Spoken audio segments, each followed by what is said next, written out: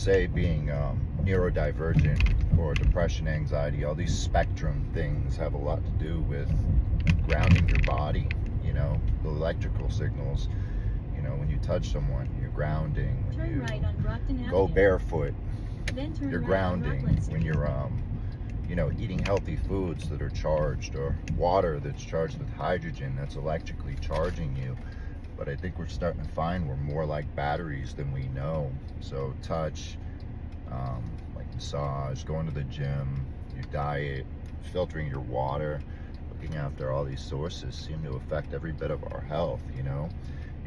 It's interesting how you could tie health into being happy, because if we're not happy, if we're miserable, if we're in pain, if we're in mental pain or mental anguish because we're in some type of disorder, then it would be hard for us to be around other people, or in some ways in relationships. So it's interesting how happiness takes a lot of turns now when it comes to church, spirituality, demons, sobriety, health, wellness.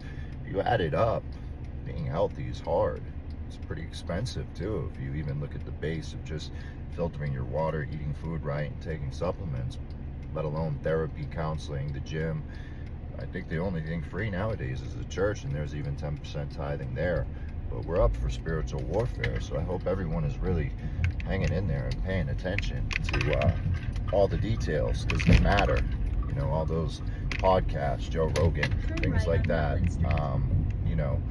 It kind of looks like we got a lot of maintenance to keep up with the environmental stressors and family and spiritual and emotional and physical stressors that we go through. But what a battle it is. But I tell people, I got a pretty strong testimony that you have to balance all things, almost like scale them and do the best that you can. But I'll be 43 this year, and I'm kind of like feeling blessed, because what we know now compared to what we knew 2 decades ago is pretty awesome, and you can stay pretty tuned in and pretty well moving with a good quality of life.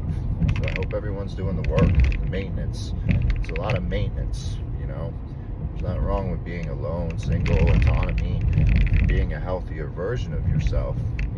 You hope that the relationships in your life bring you happiness, and they bring you growth. But if some don't offer growth, we are so much better on our own, growing. God makes a good companion. But hang in there, y'all. You know what I mean? Good friends, and autonomy has a lot to it. I hope everyone's doing the work, staying blessed, and keep learning.